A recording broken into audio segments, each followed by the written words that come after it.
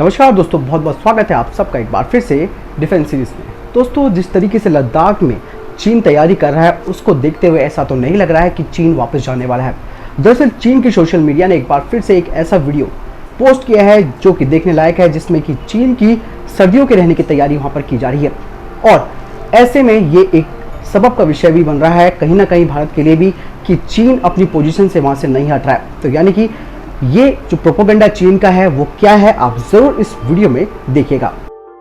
लद्दाख के कई इलाकों में जारी तनाव के बीच चीनी फौज भीषण ठंड से निपटने की तैयारी में जुट चुकी है। इसी बीच चीनी रक्षा मंत्रालय के अधिकारियों ने कुछ दिनों पहले बॉर्डर पर सेना को एक अत्याधुनिक बैरक उपलब्ध कराया है।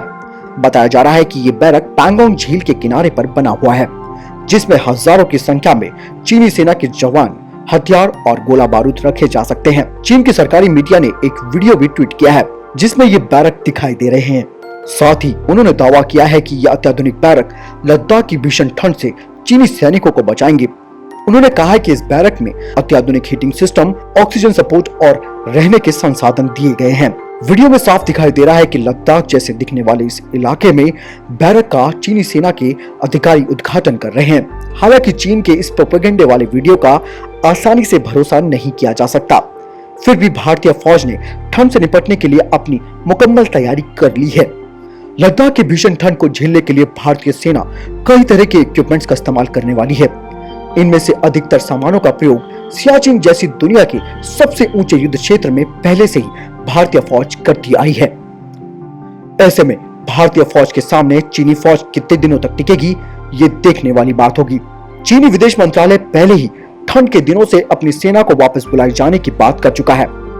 उसको डर है कि अगर इतनी ठंड में उसके नौसिखिए सैनिक रहेंगे तो वो भारत की गोली से मरे ना मरे, लेकिन मौसम की मार से पहले ही मर जाएंगे। भारतीय सेना को इतनी ऊंचाई पर ठंड से बचने के लिए अकार्टिक टेंट की जरूरत होगी। ये टेंट 50 डिग्री के तापमान को भी झेल सकते हैं। ऊंचाई पर चलने वाली तेज हवाओं का भी इन टेंट्स पर कोई असर नहीं होता है। विपेक्स नाम के इस मटेरियल से बने इन टेंट्स में बाहर की बारिश या बर्फबारी का कोई असर नहीं होता है। इसकी डिजाइन ऐसी होती है कि अंदर रह रहे लोगों को सांस लेने में कोई परेशानी नहीं होती है। इसके अलावा टेंट को गर्म करने के लिए स्पेस हीटिंग डिवाइस भी लगाए जा रहे हैं। इस डिवाइस का इस्तेमाल भीषण ठंड से छोटी सी जगह को गर्म रखने के लिए किया जाता है। भारतीय सेना इस डिवाइस का इस्तेमाल लद्दाख में ठंड से बचने के लिए कर सकती है। इससे टेंट को गर्म रखने में मदद मिलेगी। ये प्राकृतिक गैस, प्रोपेन, मिट्टी के तेल या इलेक्ट्रिसिटी से गर्मी पैदा करते हैं।